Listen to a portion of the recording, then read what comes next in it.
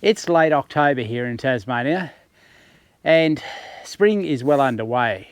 The flower garden is starting to look really nice with lots of beautiful colours showing there.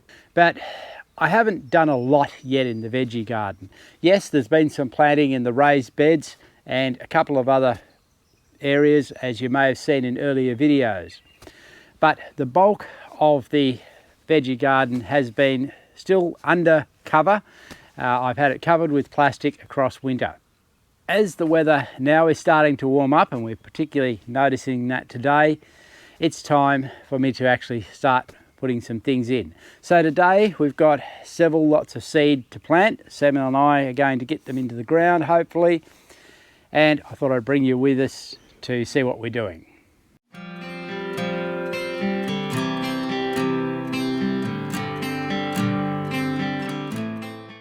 This area here had tomatoes in it last year, and it had a surface of straw. Underneath it there was newspaper and compost. Now, I didn't take any of that away. I simply covered it with plastic. So across the winter, the worms have been busy and they have removed most of it. There's a little bit of straw left, but not a lot.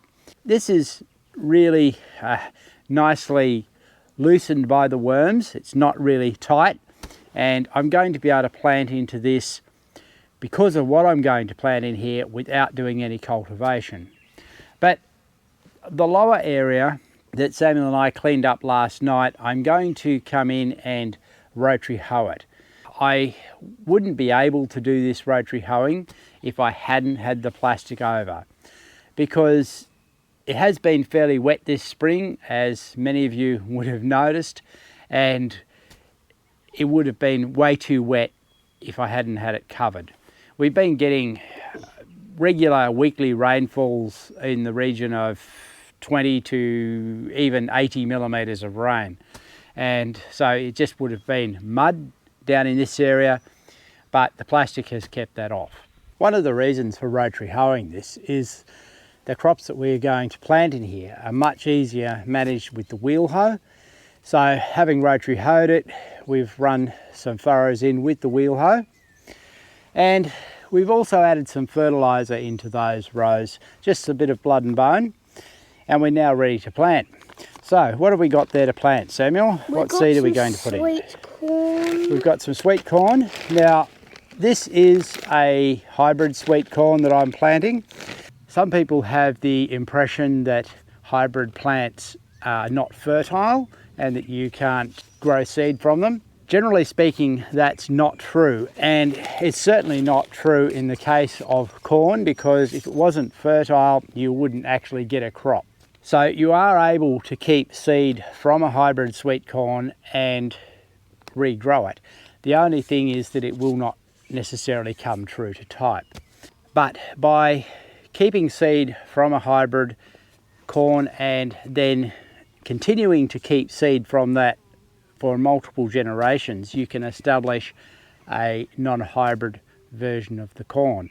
So what other seeds have we got here? Can you show me? We've got some beans. And beans, you say? Peas, you mean. These are peas. So we have some green feast bush peas, and this one here, which has been opened before, so I'm not sure how fertile it's going to be. I think I grew some last year, is a snap pea. So the peas, we haven't got a lot of seed. It's not going to take up a lot of space. The corn will take up the bulk of this area. So let's put the peas in first, Samuel, and we'll plant those up that far end, and then we'll put the corn up this end. Let Samuel put the snap peas along this first row, so they're easy to access. Why? Are they better? Well, these ones you eat the whole pod. So you go up that end, start that end. How many peas will I put in one spot? Well, just one at one spot, and plant them about your hand width apart. Samuel, can you do that? Okay. Although, what peas? So these are bush peas. Okay, which ones taste nicer? Well, they all taste nice, Samuel, but These ones you can't eat the pods, Okay. so you have to take the pods off. I don't generally grow peas that need to be podded like this one, but I'm going to have another go this year. We're not very enthusiastic podders, shall we say, and so that's why things like snap peas and snow peas are more welcome in the kitchen. Okay. Back up to the pot.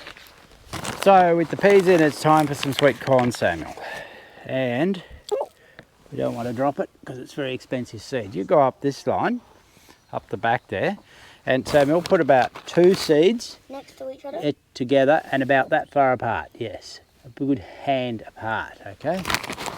Is the good way to do it. So we've got plenty of space. Why? And they can grow nice and big and give lots and lots of sweet corn. Okay. No. I'm planting them now. We generally grow just 1 crop of sweet corn. Occasionally I've experimented trying to get a later crop, but other than doing it in the greenhouse, it hasn't worked that well. So the single crop, and we generally freeze a little bit of that towards the end. It seems the best approach for us in this climate. So the corn's in the ground. We have 4 8-metre rows. We had 50 grams of corn seed, and there's still a significant amount left. We probably only used, I think, around about 30 grams of corn seed to do that. That will give us a lot of corn, and as I said, we'll probably have to freeze some near the end. We don't tend to freeze food very much because we don't have a lot of capacity, and I view it as a fairly unreliable method of food storage. The job now to do is to cover those back with the wheel hoe. You have to be fairly careful with this, not to bury it too deeply, and just take it steady and be gentle. In this area, we're taking a totally different approach. Instead of rotary hoeing this up, because we're planting pumpkins in it, we're actually just going to leave it as it is, put down some fertilizer. We'll put down probably a dozen spots in here, come back, put down compost on top of that, and then be ready to plant. Because pumpkins really like potassium, I'm adding a tiny bit of sulfate of potash into this as well. Now, if you had ash from a fire, that would be great. I haven't got it right at the moment, so this is what I'm using. So where do we put the soil? Even in the empty places, or?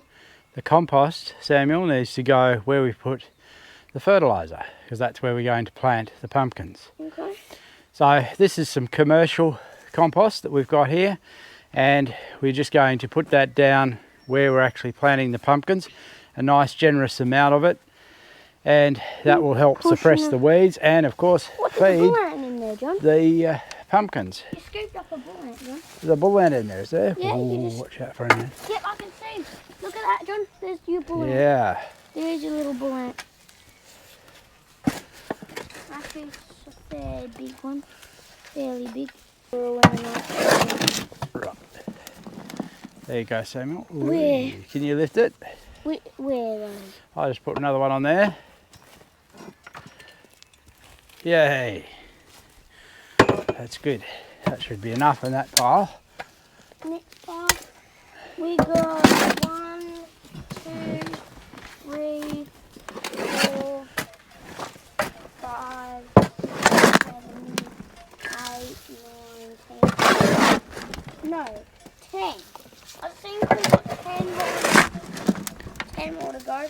Having put out the compost, we're now ready to plant our pumpkin seed. For the last 2 or 3 years now, I've grown the same variety of pumpkin. I grow just a single pumpkin variety because that way I know that I can keep seed from it and it will keep true.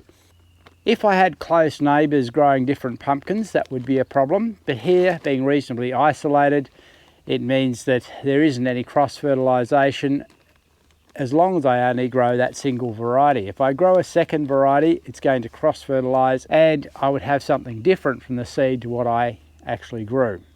Now, we've got 2 bags here, and this seed has been collected from about 4 different pumpkins.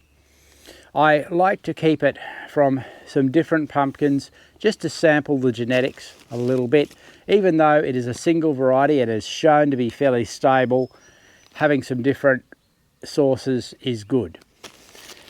So we'll plant one in the top half dozen and the other bag into the bottom half dozen. John, how many seeds go into each?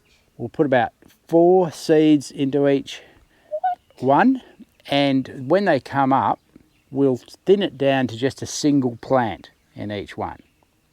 Okay, we've got plenty of seed, and that's one of the advantages of keeping your own seed, is you have plenty of seed and you can give yourself plenty of chances. Absolutely, Samuel, go plant. Whereas if you're buying seed, you have to be more careful with seed. I have no doubt that this is viable, and I suppose by planting 4 it's a little bit excessive, and I'll probably be pulling 3 of them out. Well, that's the seed into the ground, but it's not finished. The next job that I'm doing is to come and mulch it. So the bulk of this I'm mulching with straw around the areas where the seeds have been planted, just to keep the weeds suppressed, because pumpkins really don't like competition. Up against the fence, I will renew the wood chip mulch that's along there. So that's the last of the seed planting for today. Now, I do have one more thing to plant today, and that is some broccoli.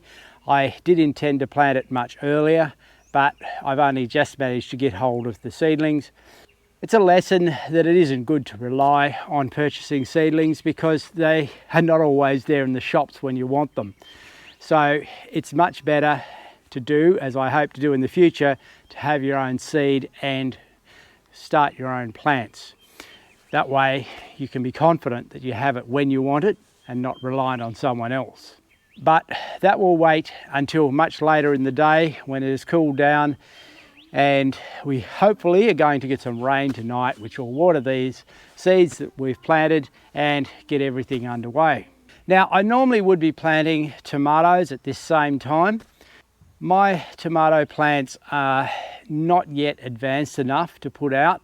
They've been growing a lot slower than I expected. So I'm going to delay putting them out for another week, maybe even 2. It'll depend on how well they grow. It's much better, I think, to do that than to put them out now and potentially lose them. I do have a couple of other things that I will need to plant in the very near future. One is the climbing beans. Now, this year I have tried germinating those beans in egg cartons, and it's done reasonably well. There's a few misses, but they're coming through and they'll be ready to come out probably sometime next week. Also, I need to put in my summer crop of potatoes next week, and importantly also I need to put in the dry beans in terms of red kidney, and I'm thinking also to try some white beans like a Great Northern bean or something along those lines this year as well, and that'll probably warrant another video. But that's all for today. I will leave you though with a few scenes around as to what's happening in the garden, how things are germinating, and also how the flower garden is looking at the moment.